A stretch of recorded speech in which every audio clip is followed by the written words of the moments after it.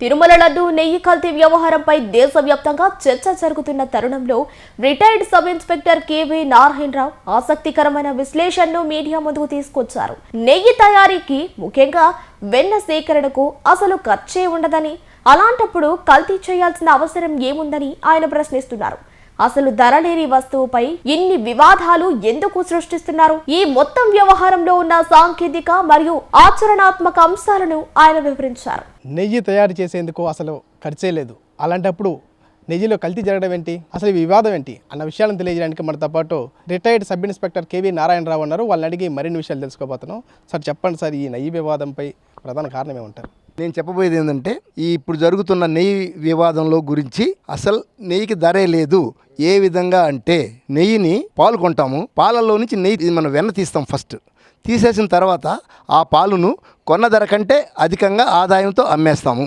అమ్మినప్పుడు ఈ వెన్న వచ్చింది ఫ్రీ. ఈ వెన్నని స్టీమ్ చేసేదానికి అయ్యే ఖర్చు ప్లస్ బాయిల్ చేసేదానికి, దాన్ని కరగబెట్టేదానికి అయ్యేది దగ్గర సుమారు కేజీకి 10 పైసలు 20 పైసలు పడవచ్చు. బల్క్గా చేస్తున్నాం కాబట్టి, మన ఇచ్చేవాళ్ళందరూ బల్క్గానే ఇస్తున్నారు, అమ్ముతున్నారు కాబట్టి, అది బల్క్గా వచ్చినప్పుడు 10 పైస్ పర్ కేజీ మన వెన్న వస్తే దాన్ని బాయిల్ చేసేదానికి ఒక 10 పైస్ 20 పైస్ పడుతుంది, లేదా మ్యాక్సిమం 50 పైస్ వేసుకోవచ్చు. ఇటువంటి నెయ్యిని ఎంత రకరకాలుగా అమ్ముతున్నారు. దీంట్లో కల్తీ కలిపేదానికి అంతకంటే తక్కువ ధర అయిన దాన్ని కలిపితే కలిపేవాడు ఆదాయం పొందేదానికి కలుపుతారు. ఎవరైనా ఏ కల్తీ చేసినా ఆదాయం కోసం చేస్తాము.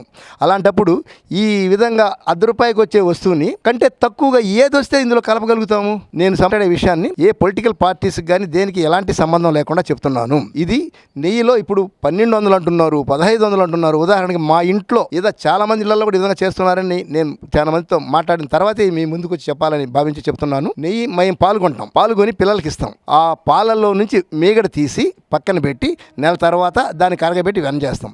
పాలుకు మాత్రమే మాకు డబ్బులు అవుతాయి. ఈ వెన్నంతా ఫ్రీగా వచ్చినట్టే కదా, దీన్ని నెయ్యి చేస్తాం. ఈ నెయ్యిని మేము బిడ్డలకి వాడుతూ ఉంటాము.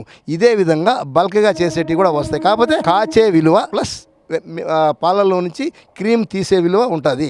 అందులో కూడా అమ్మేవాడు పాకెట్ మీద రిచ్ క్రీము ఒక రేటు, ఫ్రీ ఫ్యాట్ ఒక రేటు అమ్ముతున్నాడు. అక్కడ కూడా ఆదాయం ఎక్కువగానే తీసుకున్నాడు. కాబట్టి నెయ్యి టోటల్గా మొత్తం ఫ్రీ. ఆలోచించండి ప్రజలారా, నేను చెప్పేది తప్ప మీరు ఒకసారి ఆలోచించండి. ఇది కరెక్ట్ అని అనిపిస్తే చెప్పండి.